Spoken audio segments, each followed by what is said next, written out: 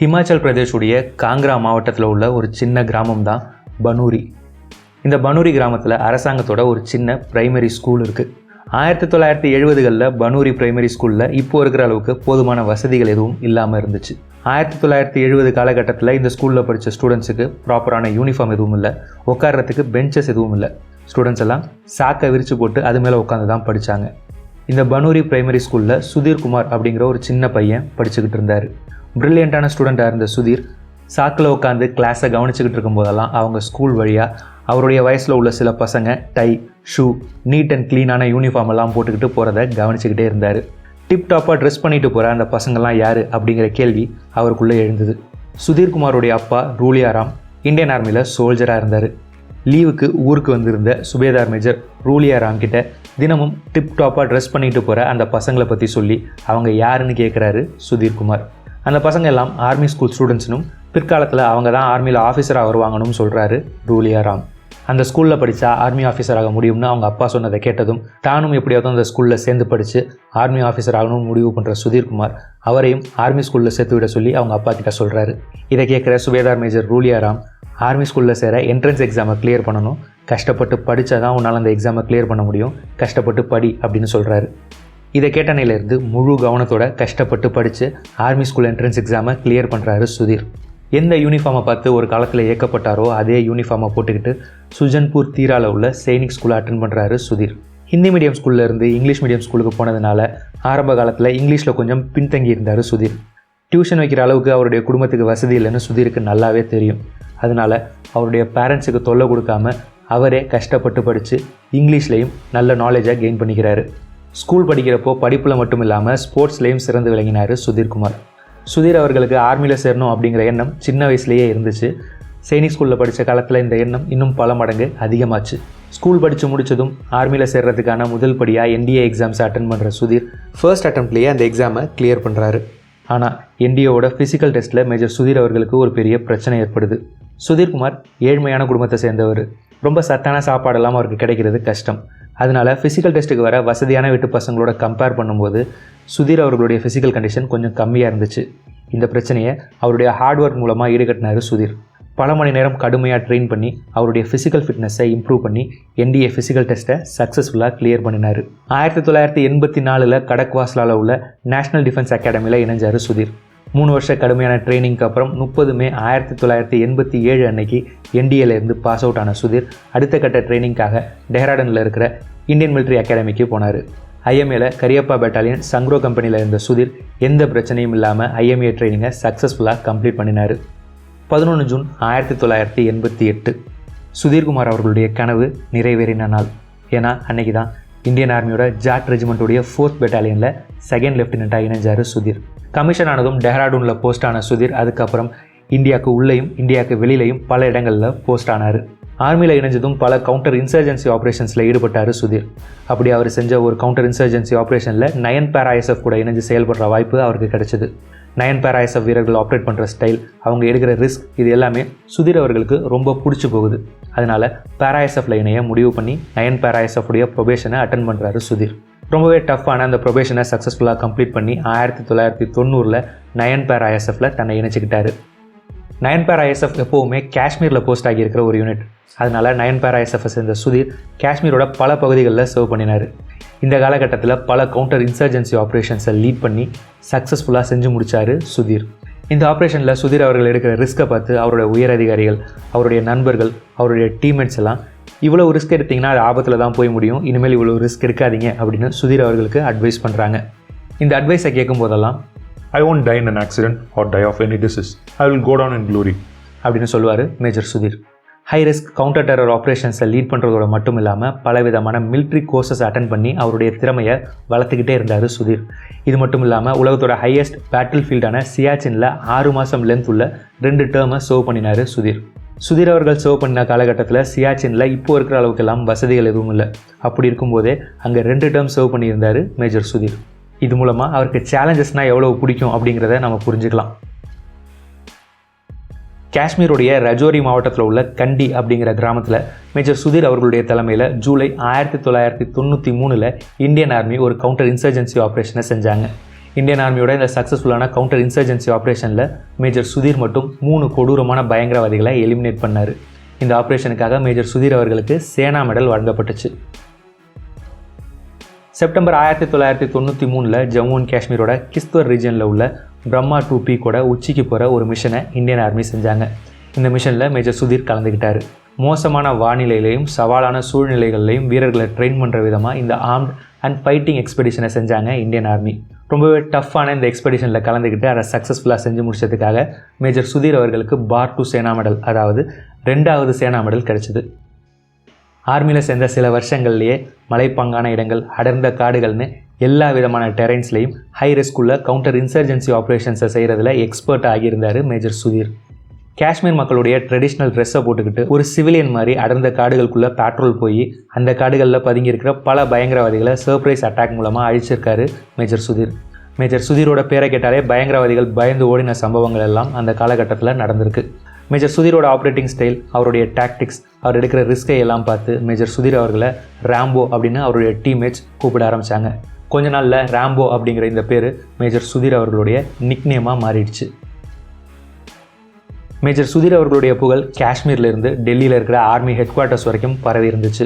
Major Sudhir அவர்களுக்கு இருந்த குவாலிஃபிகேஷன்னாலையும் அவருடைய திறமையினாலையும் 1997 யூஎஸ்ஏல நடந்த ஒரு ஸ்பெஷலைஸ்ட் மிலிட்ரி கோர்ஸில் இந்தியா சார்பில் கலந்துக்க மேஜர் சுதீர் அவர்களை தேர்ந்தெடுத்தாங்க. இந்தியா, யூஎஸ்ஏ உட்பட 80 நாடுகள் கலந்துக்கிட்ட அந்த கோர்ஸில் மேஜர் சுதீர் அவருடைய முழு திறமையையும் வெளிப்படுத்தினார். மேஜர் சுதீர் அவர்களுடைய திறமையை பார்த்து மிரண்டு போன மற்ற நாட்டுடைய ஆர்மி ஆஃபீஸர்ஸுக்கு மேஜர் சுதீர் அவர்கள் மேலே பெரிய அளவில் மரியாதை ஏற்படுது. அந்த மரியாதையின் காரணமாக மேஜர் சுதீர் அவர்களை கர்னல் அப்படின்னு கூப்பிடுறாங்க அவருடைய கோர்ஸ்மேட்ஸ். பனூரி அப்படிங்கிற சின்ன கிராமத்தில் பிறந்து உட்கார பெஞ்ச் கூட இல்லாத ஸ்கூலில் சாக்குப்பை மேலே உட்காந்து படித்த மேஜர் சுதீர் அவருடைய கடுமையான உழைப்பின் மூலமாக அவருடைய தகுதியை வளர்த்துக்கிட்டு இந்தியாவுடைய சார்பில் யூஎஸ்ஏல நடந்த 80 நாடுகள் கலந்துக்கிட்ட ஸ்பெஷலைஸ்ட் மிலிட்ரி கோர்ஸில் முதல் இடத்தை பிடிச்சு நம்ம நாட்டுக்கு பெருமை தேடி தந்தார். இந்த கோர்ஸில் முதலிடம் பிடிச்சதுனால அமெரிக்காவுடைய பென்டகனில் 80 நாடுகளுடைய இராணுவ அதிகாரிகளுக்கு முன்னாடி உரையாற்றுற வாய்ப்பு மேஜர் சுதீர் அவர்களுக்கு கிடைச்சிது. இந்த கோர்ஸை முடிச்சுட்டு நாடு திரும்பின மேஜர் சுதீர் அவருடைய வழக்கமான வேலைகளில் ஈடுபட்டு பல கவுண்டர் இன்சர்ஜென்சி ஆப்ரேஷன்ஸில் ஈடுபடுறாரு. அப்படி ஈடுபட்டப்போ ஒரு ஆப்ரேஷனில் மேஜர் சுதீர் காயமடைகிறாரு. இந்த காயத்திலிருந்து மேஜர் சுதீர் அவர்கள் ரெக்கவர் ஆகிக்கிட்டு இருக்கும்போது அப்போது இந்தியன் ஆர்மியோட சீஃபாக இருந்த ஜெனரல் வேத் பிரகாஷ் மாலிக் அவர்களுடைய 8D கேம்பாக நியமிக்கப்பட்டார் மேஜர் சுதீர். ஆர்மி சீஃபுக்கு 8D கேம்பாக சர்வ் பண்ணும்போது அவருடைய ப்ரொஃபஷனலிசம்னாலையும் அவருடைய டெடிக்கேஷன்னாலையும் ஜெனரல் விபி மாலிக் அவர்களுடைய நம்பிக்கைக்குரிய ஒரு வீரராக மாறுறாரு மேஜர் சுதீர். இந்த காலகட்டத்தில் மேஜர் சுதீர் அவர்கள் கூட வேலை பார்க்குற அவருடைய ஃப்ரெண்ட்ஸ், உனக்கு தான் கிட்டத்தட்ட 30 வயசு ஆக போது, இன்னும் ஏன் கல்யாணம் பண்ணிக்காமல் இருக்க, சீக்கிரம் கல்யாணம் பண்ணிக்கோ அப்படின்னு சொல்கிறாங்க. நண்பர்களுடைய இந்த கேள்விக்கு மேஜர் சுதீர் எப்போதுமே ஒரு சிரிப்பை மட்டுமே பதிலாக கொடுத்தாரு. அந்த சிரிப்புக்கு பின்னாடி ஒரு காரணம் இருந்துச்சு. அந்த சிரிப்புக்கு பின்னாடி இருந்த காரணம் அவருடைய நெருங்கின நண்பர்களுக்கு மட்டும்தான் தெரியும். மேஜர் சுதீர் தான் அவர் குடும்பத்தோட மூத்த மகன். சுதீர் அவர்களுக்கு ஒரு தம்பியும் தங்கச்சியும் இருக்காங்க. மாற்றுத்திறனாளியான அவருடைய தம்பி அருணையும் காலேஜில் படிச்சுட்டு இருந்த அவருடைய தங்கச்சி பிந்தியாவையும் செட்டில் பண்ணினதுக்கு அப்புறம் தான் கல்யாணம் பண்ணிக்கணும்னு முடிவு பண்ணியிருந்தார் மேஜர் சுதீர். மேஜர் சுதீர் ஒரு டெடிக்கேட்டடான சோல்ஜர் மட்டும் இல்லை, குடும்ப பொறுப்பை உணர்ந்த ஒரு பொறுப்பான அண்ணனாகவும் இருந்தார் அப்படிங்கிறது இது மூலமாக தெரியுது. மேஜர் சுதீர் ஏடிசியாக இருந்த காலகட்டத்தில் தான் இந்தியாவுக்கும் பாகிஸ்தானுக்கும் நடுவில் கார்கில் போர் ஏற்படுது. பல கவுண்டர் இன்சர்ஜென்சி ஆப்ரேஷன்ஸில் ஈடுபட்டு ராம்போ அப்படிங்கிற நிக்நேம் வாங்கியிருந்த அவருடைய ஆக்ஷனுக்காக பேர் போன மேஜர் சுதீர் கார்கில் போகிறப்போ ஏசி ரூமில் உட்காந்து டெஸ்க் ஜாப்னு சொல்லப்படுற ஆஃபீஸ் வேலைகளை பார்த்துக்கிட்டு இருந்தார். ஆர்மி சீஃபோட ஏடிசியாக இருந்ததுனால கார்கில் போகிறப்போ போர் திட்டம் தீட்டப்படுறது, போருக்கான ஸ்ட்ராட்டஜியை டிவைஸ் பண்ணுறதையெல்லாம் பக்கத்தில் இருந்து பார்க்குற வாய்ப்பு மேஜர் சுதீர் அவர்களுக்கு கிடச்சிது. ஆனாலும் போரில் ஈடுபட்டுக்கிட்டு இருக்கிற அவருடைய யூனிட்டுக்கு உதவ முடியலையே அப்படிங்கிற எண்ணம் மேஜர் சுதீர் அவர்களுக்கு அதிகமாக ஏற்பட்டது. என்னோடய யூனிட் பனிலையும் குளிர்லையும் கஷ்டப்படும் போது என்னால் மட்டும் எப்படி ஏசி ரூமில் நிம்மதியாக இருக்க முடியும்? அதனால் கார்கில் போரில் ஈடுபட்டுக்கிட்டு இருக்கிற என்னுடைய யூனிட் கூடவே என்னையும் போஸ்ட் பண்ணுங்கன்னு சொல்லி ஆர்மி சீஃப் கிட்ட ரெக்வெஸ்ட் பண்ணுறாரு மேஜர் சுதீர். நீங்கள் கேட்டபடியே உங்களுக்கு கார்கில் போஸ்டிங் தரேன், ஆனால் போர் ஹை ஆல்டிடியூட் ஏரியாஸில் நடந்துக்கிட்டு இருக்கு. அந்த இடத்துக்கு அக்ளைமேட்டைஸ் ஆகவே உங்களுக்கு சில நாட்கள் ஆகும். அதுக்குள்ளே போர் முடிஞ்சாலும் முடிஞ்சிடும். அப்படி போர் முடிஞ்சிருச்சுன்னா என்ன பண்ணுவீங்கன்னு கேட்குறாரு ஆர்மி சீஃப். இதை கேட்குற மேஜர் சுதீர், நானே மலை பிரதேசத்தை சேர்ந்தவன் தான் சார், எனக்கு அக்ளைமேட்டைசேஷன்லாம் தேவைப்படாது, டைரெக்டாக போரில் கலந்துப்பேன்னு சொல்கிறாரு. மேஜர் சுதீர் அவர்களுடைய கான்ஃபிடன்ஸை பார்த்து இம்ப்ரெஸ் ஆகிற ஆர்மி சீஃப் மேஜர் சுதீர் அவர்கள் கேட்டுக்கிட்டபடியே அவரை கார்கிலில் இருக்கிற அவருடைய யூனிட் கூட போஸ்ட் பண்ணுறாரு. கார்கிலுக்கு போனதும் சொன்னபடியே எந்த விதமான அக்ளைமேட்டைசேஷனும் இல்லாமல் போர்க்களத்தில் களமிறங்குறாரு மேஜர் சுதீர். மேஜர் சுதீர் காஷ்மீரில் இருக்கிற அவருடைய யூனிட் கூட போய் சேர்ந்த டைமில் கார்கில் போர் கிட்டத்தட்ட முடிகிற நிலமையில் இருந்துச்சு. பாகிஸ்தான் ராணுவத்தை தோக்கடித்து அவங்களுடைய கட்டுப்பாட்டில் இருந்த பெரும்பாலான பகுதிகளை இந்தியன் ஆர்மி ரீகேப்சர் பண்ணியிருந்தாங்க. பாகிஸ்தான் கைவசம் இன்னமும் ஒரு சில இடங்கள் தான் இருந்துச்சு. அந்த இடங்களையும் கேப்சர் பண்ணிட்டா இந்த போரில் நாம் ஜெயிச்சிருவோம், இந்த போரும் முடிவுக்கு வந்துடும். பாகிஸ்தான் கைவசம் இருந்த அந்த ஒரு சில இடங்களையும் ஒவ்வொன்றா இந்தியன் ஆர்மி கேப்சர் பண்ண ஆரம்பிச்சிருந்தாங்க.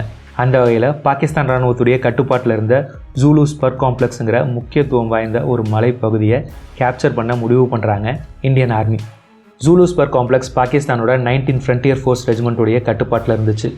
இந்த ஜூலு ஸ்பர் காம்ப்ளெக்ஸை அவங்களுடைய கட்டுப்பாட்டில் வச்சுருந்ததன் மூலமாக மொத்த மொஸ்கோ வேலி செக்டரையும் அவங்களுடைய கண்காணிப்பில் வச்சுருந்தாங்க பாகிஸ்தான் ஆர்மி. இந்த போரில் பாகிஸ்தான் தோக்க போகிறாங்கன்னு தெரிஞ்சதும் ஜூலு ஸ்பர் காம்ப்ளெக்ஸோட பேஸில் ஆயிரக்கணக்கான கன்னி வெடிகளை வச்சுட்டு ஜூலு ஸ்பர் காம்ப்ளெக்ஸோட உச்சியான ஜூலு டாப்பில் இருக்கிற அவங்களுடைய போஸ்ட்டில் போய் பொசிஷன் எடுத்துக்கிட்டாங்க பாகிஸ்தான் வீரர்கள். எதிரிகளுக்கு ஹைட் அட்வான்டேஜ் இருந்ததுனாலையும் அதிக அளவில் கன்னி வெடிகள் இருந்ததுனாலையும் இந்த ஜூலு ஸ்பர் காம்ப்ளெக்ஸை கேப்சர் பண்ண இந்தியன் ஆர்மியோட இன்ஃபேண்ட்ரி யூனிட்ஸ் எடுத்த பல முயற்சிகள் தோல்வியில் முடிஞ்சிருந்துச்சு. இந்த நிலைமையில் ஜூலு ஸ்பர் காம்ப்ளெக்ஸை கேப்சர் பண்ண இந்தியன் ஆர்மி ஒரு அதிரடி ஆப்ரேஷனுக்கு பிளான் பண்ணுறாங்க. இந்த புது பிளான் படி 3 கோர்க்கா ரைஃபிள்ஸோடைய 3rd பெட்டாலியனும் 9 பேரா எஸ்எஃப்பும் இணைஞ்சு ஜூலு ஸ்பர் காம்ப்ளெக்ஸை கேப்சர் பண்ணுவாங்க. இந்த புது பிளான் படி 3 கோர்க்கா ரைஃபிள்ஸ் ஜூலு காம்ப்ளெக்ஸோட பேஸை கேப்சர் பண்ணுவாங்க. ஜூலு டாப்பை மவுண்டன் வார்ஃபேருக்கு பெயர் போன 9 பேரா எஸ்எஃப் கேப்சர் பண்ணுவாங்க. ஜூலு டாப்பை கேப்சர் பண்ணுற இந்த ஆப்ரேஷன் அதிக ஆபத்துகள் நிறைஞ்சது. அதனால் இந்த ஆப்ரேஷனை தலைமை தாங்க யாரை நியமிக்கலான்னு 9 பேரா எஸ்எஃப் யோசிச்சுட்டு இருந்தபோது தான் மேஜர் சுதீர் அவருடைய என்ட்ரியை கொடுக்குறாரு. மலைப்பகுதிகளில் பல ஹை ரிஸ்க் க்ளோஸ் குவார்ட்டர் பேட்டில்களை சக்ஸஸ்ஃபுல்லாக லீட் பண்ணியிருந்த மேஜர் சுதீர் அவர்களை இந்த ஆப்ரேஷனோட கமாண்டராக நியமிக்கிறாங்க. இந்த ஜூலு டாப் ஆப்ரேஷனுடைய முதல் ஃபேஸில் 3 கோர்க்கா ரைஃபிள்ஸுடைய 3rd பெட்டாலியன் ஜூலு ஸ்பர் காம்ப்ளெக்ஸை தாக்கி அந்த காம்ப்ளெக்ஸில் இருந்த முக்கியத்துவம் வாய்ந்த ட்ரை ஜங்ஷன் ஏரியாவை கேப்சர் பண்ணுறாங்க. அந்த ட்ரை ஜங்ஷன் நம்மளுடைய கட்டுப்பாட்டுக்கு வந்ததும் இந்தியன் ஆர்மி இந்த ஆப்ரேஷனோட செகண்ட் ஃபேஸை லான்ச் பண்ணுறாங்க. 24 ஜூலை 1999 அன்னைக்கு மேஜர் சுதீர்குமார் வாலியா அவர்களுடைய தலைமையில் 9 பேரா எஸ்எஃப்வுடைய ஆல்ஃபா கம்பெனி ஜூலு டாப்பை நோக்கி மலையேற ஆரம்பிக்கிறாங்க. ஜூலு டாப் கடல் மட்டத்திலிருந்து கிட்டத்தட்ட 5200 மீட்டர் உயரத்தில் இருக்குது. கடுமையான குளிரில் செங்குத்தான மலையில் இருந்த கன்னி வெடிகளை கிளியர் பண்ணிக்கிட்டே கவனத்தோட முன்னேறி போனாங்க 9 பேரா எஸ்எஃப் வீரர்கள். ஜூலு டாப்பில் இருந்த பாகிஸ்தான் வீரர்களுடைய கவனத்தை ஈர்க்காமல் 9 பேரா எஸ்எஃப் வீரர்கள் ரொம்ப ஸ்டெல்தியாக முன்னேறி அடுத்த நாள் காலையில், அதாவது 25 ஜூலை 1999 அன்னைக்கு ஜூலு டாப்பை அடைகிறாங்க. ஜூலு டாப்பை பாதுகாத்துக்கிட்டு இருந்த பாகிஸ்தான் வீரருக்கு முன்னாடி சர்ப்ரைஸாக போய் நிற்கிறாரு மேஜர் சுதீர். பலத்த பாதுகாப்போடு இருக்கிற அவங்களுடைய போஸ்ட்டுக்குள்ளே ஒரு இந்திய வீரர் எப்படி வந்தார்னு புரியாமல் குழம்பி போகிற பாகிஸ்தான் வீரர் நீ எப்படி இங்கே வந்தேன்னு பதட்டத்தோடு கேட்டுக்கிட்டே மேஜர் சுதீர் அவர்களை சுட ட்ரை பண்ணுறாரு. ஆனால் மேஜர் சுதீர் அந்த பாகிஸ்தான் வீரரை சுட்டு எலிமினேட் பண்ணுறாரு. கன் ஷாட்டை கேட்டு ஜூலு டாப்பில் இருந்த மற்ற பாகிஸ்தான் வீரர்கள் அலர்ட் ஆகி மேஜர் சுதீரை நோக்கி வராங்க. ஆனால் அதுக்குள்ளே மேஜர் சுதீரோடைய டீம்மேட்ஸும் அந்த போஸ்ட்டுக்கு வந்துடுறாங்க. இதுக்கப்புறம் அங்கே நடந்த க்ளோஸ் குவார்ட்டர் பேட்டிலில் 13 பாகிஸ்தான் வீரர்கள் கொல்லப்பட்டாங்க. ஒரு பாகிஸ்தான் வீரர் போர்க்கைதியாக சிறைபிடிக்கப்பட்டார். மீதம் இருந்த பாகிஸ்தான் வீரர்கள் அவங்க உயிரை காப்பாற்றிக்க அந்த போஸ்ட்டை கைவிட்டுட்டு பாகிஸ்தானை நோக்கி ஓடி போயிடுறாங்க. ஜூலு டாப் மறுபடியும் இந்தியாவுடைய கட்டுப்பாட்டுக்கு வருது. இந்த ஆப்ரேஷன் முடிஞ்ச அடுத்த நாள் கார்கில் போர் அஃபிஷியலாக முடிவுக்கு வருது. இந்த கார்கில் போர்லையும் நாம தான் வெற்றி அடைஞ்சோம். இந்த ஜூலு டாப் ஆப்ரேஷனை சக்ஸஸ்ஃபுல்லாக தலைமை தாங்கி வழி நடத்தினதுக்காக மேஜர் சுதீர் அவர்களுடைய பேர் வீர் சக்ராவுக்கு ரெக்கமெண்ட் செய்யப்படுது. 26 ஜூலை 1999 அன்னைக்கு கார்கில் போர் அஃபிஷியலாக முடிவுக்கு வந்திருந்துச்சு. இந்தியாவுக்குள்ளே ஊடுருவி இருந்த எல்லா பாகிஸ்தான் இராணுவ வீரர்களும் விரட்டி அடிக்கப்பட்டாங்க. ஆனால் இந்த கார்கில் போரை பயன்படுத்தி பல பயங்கரவாதிகள் எல்லை தாண்டி ஜம்மு அண்ட் காஷ்மீரோட அடர்ந்த காடுகளுக்குள்ளே ஊடுருவி இருந்தாங்க. காஷ்மீருடைய அடர்ந்த காடுகளில் கேம்ப் அமைச்சு பயங்கரவாத செயல்களில் ஈடுபட திட்டம் தீட்டிகிட்டு இருந்த இந்த பயங்கரவாதிகளை பற்றின இன்டெலிஜென்ஸ் இந்தியன் ஆர்மிக்கு கிடைக்குது. உடனடியாக அந்த பயங்கரவாதிகளை தேடி கண்டுபிடிச்சு அழிக்கிற வேலையை ஆரம்பிக்கிறாங்க இந்தியன் ஆர்மி. கார்கில் போர் முடிஞ்சதுக்கப்புறம் மேஜர் சுதீர் காஷ்மீருடைய குப்வாரா செக்டரில் போஸ்ட் ஆகியிருந்தார். ஆகஸ்ட் 28, 1999 அன்னைக்கு குப்வாரா செக்டரில் உள்ள ஹஃப்ருதா காட்டுப்பகுதியில் பயங்கரவாதிகளுடைய நடமாட்டம் இருக்கிறதா ஒரு ரகசிய தகவல் 9 பேரா எஸ்எஃப்க்கு கிடைக்குது. உடனடியாக காட்டுப்பகுதியில் இருக்கிற பயங்கரவாதிகளை தேடி அழிக்கிற ஒரு மிஷனை 9 பேரா எஸ்எஃப் லான்ச் பண்ணுறாங்க. ஆகஸ்ட் 28, 1999 அன்னைக்கு இந்த சர்ச் அண்ட் டெஸ்ட்ராய் மிஷனை செய்ய மேஜர் சுதீர் உட்பட 6 பேரா எஸ்எஃப் கமாண்டோக்களை கொண்ட ஒரு ஸ்குவாட் ஹஃப்ருதா காட்டுப்பகுதிக்குள்ளே போகிறாங்க. அன்றைக்கி பகல் ஃபுல்லும் தேடியும் பயங்கரவாதிகளை கண்டுபிடிக்க முடியல. நைட் ஆகுது, வெளிச்சம் சுத்தமாக போகுது, கடுமையான குளிர் நிலவுது. ஆனால் இதையெல்லாம் பொருட்படுத்தாமல் மேஜர் சுதீரும் அவருடைய டீமும் நைட் ஃபுல்லும் பயங்கரவாதிகளை தேடுறாங்க. ஆனால் அந்த காட்டுப்பகுதியில் பயங்கரவாதிகள் இருக்கிறதுக்கான எந்த அறிகுறியும் தெரியல. பயங்கரவாதிகள் அந்த காட்டுப்பகுதியில் தான் இருக்காங்கன்னு இன்டெலிஜென்ஸ் கன்ஃபார்ம் பண்ணினாங்க. அதனால் என்னானாலும் பயங்கரவாதிகளை கண்டுபிடிக்காமல் போகக்கூடாது அப்படிங்கிறதுல உறுதியாக இருந்த நம்ம வீரர்கள் பயங்கரவாதிகளை தொடர்ந்து தேடிட்டு இருந்தாங்க. மேஜர் சுதீரும் அவருடைய பட்டி நாயக் கீம் சிங்கும் முன்னாடி போயிட்டு இருந்தாங்க. அவங்களுக்கு கொஞ்சம் பின்னாடி அந்த ஸ்குவாடில் இருந்த மற்ற 4 வீரர்களும் போய்கிட்டு இருந்தாங்க. இந்த நிலைமையில் ஆகஸ்ட் 29, 1999 அன்னைக்கு காலையில் 8:30 மணிக்கு மேஜர் சுதீர் ஒரு சின்ன மேட்டு பகுதிக்கு பின்னாடியிலிருந்து பேச்சு சத்தம் வரதை கேட்டு அலர்ட் ஆகிறாரு. உடனடியாக மேஜர் சுதீரும் அவருடைய படி நாயக் கீம் சிங்கும் அந்த மேட்டு பகுதி மேலே ஏறி போய் அந்த பக்கம் யார் இருக்கான்னு பார்க்குறாங்க. அப்போதான் அந்த மேட்டுக்கு அந்த பக்கம் ஆயுதம் ஏந்தின 2 பயங்கரவாதிகள் இருக்கிறத கவனிக்கிறாங்க. அந்த 2 பயங்கரவாதிகள் இருக்கிற இடத்துலேருந்து கொஞ்சம் தூரம் தள்ளி ஒரு கேம்ப் இருக்கிறதையும் அந்த கேம்பில் கிட்டத்தட்ட 20 பயங்கரவாதிகள் இருக்கிறதையும் நோட் பண்ணுறாரு மேஜர் சுதீர். உடனடியாக கொஞ்சம் தூரம் தள்ளி இருக்கிற அவருடைய ஸ்குவாடை சேர்ந்த அந்த 4 வீரர்களையும் அவர் இருக்கிற ஸ்பாட்டுக்கு வர சொல்லி ரேடியோவில் சொல்லிவிட்டு அவருக்கு பக்கத்தில் இருந்த 2 பயங்கரவாதிகளை தாக்குறாரு மேஜர் சுதீர். மேஜர் சுதீரோட இந்த சர்ப்ரைஸ் அட்டாக்ல ஒரு பயங்கரவாதி கொல்லப்படுறாரு. ஆனால் 2வது பயங்கரவாதி அங்கேருந்து தப்பிச்சு அவங்களுடைய கேம்பை நோக்கி ஓடுறாரு. மேஜர் சுதீரும் நாயக் கீம் சிங்கும் ஒரு செகண்ட் கூட யோசிக்காமல் அவங்களுடைய சேஃப்டியை பற்றி கொஞ்சம் கூட கவலைப்படாமல் பயங்கரவாதிகளுடைய கேம்ப் இருக்கிற இடத்துக்கே போய் பயங்கரவாதிகளை தாக்குறாங்க. அவங்களுடைய கேம்ப்புக்குள்ளே இந்திய வீரர்கள் வந்ததை பார்த்ததும் அங்கே இருந்த பயங்கரவாதிகளுக்கு ஒன்றுமே புரியல. அங்கேருந்து தப்பிச்சு ஓட முயற்சி பண்ணுறாங்க. ஆனால் நம்ம வீரர்களுடைய கடுமையான தாக்குதலில் அவங்களால தப்பிக்க முடியல. 20 பயங்கரவாதிகளுக்கும் நம்மளுடைய 2 வீரர்களுக்கும் நடுவில் ஒரு அந்நியவனான மோதல் அங்கே நடந்துச்சு. அப்போது பயங்கரவாதிகள் ஃபயர் பண்ணின 100கணக்கான புல்லட்ஸில் பல புல்லட்ஸ் நாயக் கீம் சிங் அவர்கள் மேலே பாயுது. படுகாயம் அடைஞ்ச நாயக் கீம் சிங் நாட்டுக்காக அவரோட உயிரை தியாகம் பண்ணிடுறாரு. அவருடைய பட்டி நாட்டுக்காக உயிர் தியாகம் பண்ணினதை பார்க்குற மேஜர் சுதீர் அதிக கோவத்தோடையும் அதிக ஆக்ரோஷத்தோடையும் தனியாளாக பயங்கரவாதிகளை தாக்கிக்கிட்டு இருந்தார். மேஜர் சுதீர் அவர்களுடைய தாக்குதலில் பல பயங்கரவாதிகள் காயமடைஞ்சிருந்தாங்க. தனியாளாக 20 பயங்கரவாதிகளை தப்பிக்க விடாமல் ஹோல்டு பண்ணி வச்சிருந்தாரு மேஜர் சுதீர். அடுத்த சில நிமிஷங்களில் மேஜர் சுதீர் அவர்களுடைய ஸ்குவாடை சேர்ந்த மற்ற வீரர்கள் கன் ஃபைட் நடக்கிற இடத்துக்கு வராங்க. அதிக வீரர்கள் வரதை பார்த்ததும் எப்படியாவது அங்கேருந்து தப்பிச்சு போக முயற்சி பண்ணுறாங்க பயங்கரவாதிகள். இதை பார்க்குற மேஜர் சுதீர் அவரோட உயிரை பணயம் வச்சு பயங்கரவாதிகளை விரட்டி போய் தாக்குறாரு. இந்த தாக்குதலில் 4 பயங்கரவாதிகளை மேஜர் சுதீர் எலிமினேட் பண்ணுறாரு. ஆனால் க்ளோஸ் குவார்ட்டரில் பயங்கரவாதிகளோட நடந்த இந்த மோதலில் மேஜர் சுதீருடைய முகம், நெஞ்சு, கை ஆகிய இடங்களில் பல புல்லட்ஸ் பாஞ்சிருந்துச்சு. இந்த காயங்களால் மேஜர் சுதீர் அவர்களுக்கு அதிக பிளட் லாஸ் ஏற்பட்டு கன் ஃபைட் நடக்கிற இடத்துலையே விழுந்துடுறாரு. மோசமான காயங்களின் காரணமாக மேஜர் சுதீர் அவர்களால் இப்போது அசையக்கூட முடியல. மேஜர் சுதீர் அவர்களுடைய ஸ்குவாடை சேர்ந்த வீரர்கள் உடனடியாக வந்து மேஜர் சுதீர் அவர்களை ரெக்கவர் பண்ணி அவரை ஒரு பாறைக்கு பின்னாடி கொண்டு போகிறாங்க. அதுக்கப்புறம் மேஜர் சுதீர் அவர்களை ஹாஸ்பிட்டலுக்கு எவாக்குவேட் பண்ண முடிவு பண்ணுறாங்க. ஆனால் மேஜர் சுதீர் என்னை எவாக்குவேட் பண்ணுறது இப்போ முக்கியம் இல்லை, முதல்ல போய் அந்த பயங்கரவாதிகளை தப்பிச்சு போகாமல் தடுத்து நிறுத்துங்கன்னு சொல்லி அந்த வீரர்களை அனுப்பி வைக்கிறாரு. அந்த வீரர்களும் அவங்களுடைய கமாண்டரான மேஜர் சுதீர் கொடுத்த ஆர்டரை மீற முடியாமல் மேஜர் சுதீர் அவர்களை அங்கேயே விட்டுட்டு பயங்கரவாதிகள் எங்கேயும் தப்பிச்சு போக முடியாதபடி அவங்கள சுற்றி வளைக்கிறாங்க. பயங்கரவாதிகளுக்கும் நம்ம வீரர்களுக்கும் நடுவில் மறுபடியும் கன் ஃபைட் ஏற்படுது. இந்த நிலைமையில் படுகாயம் அடைஞ்சிருந்த மேஜர் சுதீர் ஒயர்லெஸ் ரேடியோ மூலமாக இந்த மொத்த ஆப்ரேஷனையும் கைட் பண்ணிக்கிட்டு இருந்தார். இந்த ஆப்ரேஷன் அப்போது மேஜர் சுதீர் அவர்களை எவாக்குவேட் பண்ண எவ்வளவோ ட்ரை பண்ணுறாங்க நம்ம வீரர்கள். ஆனால் மேஜர் சுதீர் அவரை எவாக்குவேட் பண்ண அனுமதிக்கவே இல்லை. தொடர்ந்து ரேடியோ மூலமாக இந்த ஆப்ரேஷனை லீட் பண்ணிக்கிட்டு இருந்தார். இந்த ஆப்ரேஷன் ஆரம்பித்து 35 நிமிஷம் கழிச்சு 9 பயங்கரவாதிகள் கொல்லப்பட்டதுக்கு அப்புறம் நிலைமை நம்மளுடைய கட்டுப்பாட்டுக்கு வருது. சிச்சுவேஷன் நம்மளுடைய கட்டுப்பாட்டுக்கு வந்தது தெரிஞ்சதும் தான் மேஜர் சுதீர் அவரை எவாக்குவேட் பண்ண அனுமதிக்கிறாரு. உடனடியாக மேஜர் சுதீர் அவர்களை எவாக்குவேட் பண்ண ஒரு ஆர்மி ஹெலிகாப்டர் ஹப்ருதா காட்டுப்பகுதிக்கு வருது. மெடிக்கல் டீம் மேஜர் சுதீர் அவர்களை மீட்க வரும்போது மேஜர் சுதீர் மயங்கின நிலைமையில் இருந்தார். அவருடைய கையில் இன்னமும் அந்த ஒயர்லெஸ் ரேடியோ இருந்துச்சு. உடனடியாக மேஜர் சுதீர் அவர்களை ரெக்கவர் பண்ணி ஹெலிகாப்டர் மூலமாக அவரை ஆர்மி பேஸ் ஹாஸ்பிட்டலுக்கு அனுப்பி வைக்கிறாங்க. ஆனால் ஹெலிகாப்டரில் பயணிச்சுக்கிட்டு இருக்கும்போதே மேஜர் சுதீர்குமார் வாலியாங்கிற மாவீரன் நாட்டுக்காக அவரோட உயிரை தியாகம் பண்ணிடுறாரு. ஹெலிகாப்டரில் இருந்த வீரர்கள் அவங்களுடைய ரேம்போ நாட்டுக்காக உயிர் தியாகம் பண்ணினதை பார்த்து நம்ப முடியாமல் கதறி அழறாங்க. அப்போ தான் மேஜர் சுதீர் அவர்கள் அடிக்கடி சொல்கிறார், I won't die in an accident or die of any disease. I'll go down in glory. அப்படிங்கிற வார்த்தை அவங்களுக்கு ஞாபகம் வருது. ஆகஸ்ட் 29, 1999 அன்னைக்கு மதியம் பனூரியில் இருக்கிற மேஜர் சுதீர் அவர்களுடைய வீட்டில் ஃபோன் அடிக்குது. மேஜர் சுதீர் அவர்களுடைய தங்கச்சி தான் அந்த ஃபோனை அட்டன் பண்ணுறாங்க. அந்த ஃபோன் கால் மூலமாக மேஜர் சுதீர் நாட்டுக்காக அவரோட உயிரை தியாகம் பண்ணிட்டார் அப்படிங்கிற விஷயத்தை தெரிஞ்சுக்கிறாங்க மேஜர் சுதீர் அவர்களுடைய குடும்பம். அவங்க குடும்பத்தோட ஆணி வேற இருந்த மேஜர் சுதீர் இப்போ அவங்க கூட இல்லை அப்படிங்கிறது மொத்த வாலியா குடும்பத்தையும் தீராத துயரத்தில் தள்ளுது. மேஜர் சுதீர் அவர்களுக்கு இருந்த மிகப்பெரிய ஆசை அவருடைய தம்பியையும் தங்கச்சியையும் செட்டில் பண்ணணுங்கிறது தான். ஆனால் அவங்கள செட்டில் பண்ணுறதுக்கு முன்னாடியே மேஜர் சுதீர் நாட்டுக்காகவும் நாட்டு மக்களுக்காகவும் அவரோட உயிரை தியாகம் பண்ணிட்டார். மேஜர் சுதீர் அவர்கள் வெளிப்படுத்தின வீரத்துக்காகவும் அவருடைய தலைமை பண்புகளுக்காகவும் நாட்டுக்காக அவர் செஞ்ச உச்சபட்ச தியாகத்துக்காகவும் அமைதி காலத்தில் இந்திய பாதுகாப்பு படைகளுக்கு வழங்கப்படுற உயரிய விருதான அசோக் சக்ரா மேஜர் சுதீர்குமார் வாலியா அவர்களுக்கு வழங்கப்பட்டுச்சு. மேஜர் சுதீர் அவர்களுடைய பட்டி நாயக் கீம் சிங் அவர்களுக்கு சேனா மெடல் வழங்கப்பட்டுச்சு.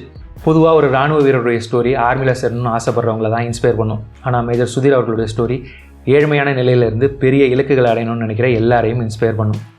இந்தியன் ஆர்மியோட டேரிங் ஆப்ரேஷனில் ஒன்றான ஆப்ரேஷன் ரந்தோரி பெஹக்கை பற்றி தெரிஞ்சுக்க என் கார்டில் இருக்கிற லிங்க்கை கிளிக் பண்ணி பாருங்கள். இந்த வீடியோவை இவ்வளோ நேரம் ஃபுல்லாக பார்த்ததுக்கு ரொம்ப நன்றி. இந்த வீடியோ உங்களுக்கு பிடிச்சிருந்தா இந்த வீடியோவை லைக் பண்ணுங்கள். வீடியோ பற்றின உங்களுடைய கருத்துக்களை கமெண்ட்ஸில் சொல்லுங்கள். இதே மாதிரி நிறைய வீடியோஸ் பார்க்க இந்த சேனலை சப்ஸ்கிரைப் பண்ணிக்கோங்க. இந்த சேனலை சப்போர்ட் பண்ணணும்னு நினச்சிங்கன்னா ஜாயின் பட்டனை ப்ரெஸ் பண்ணி சேனலில் மெம்பராக சேர்ந்து சப்போர்ட் பண்ணுங்கள். இந்த வீடியோவை இதோட முடிச்சுக்கிறேன். அடுத்த வீடியோவில் உங்களை பார்க்குறேன். தேங்க்யூ. பாய்.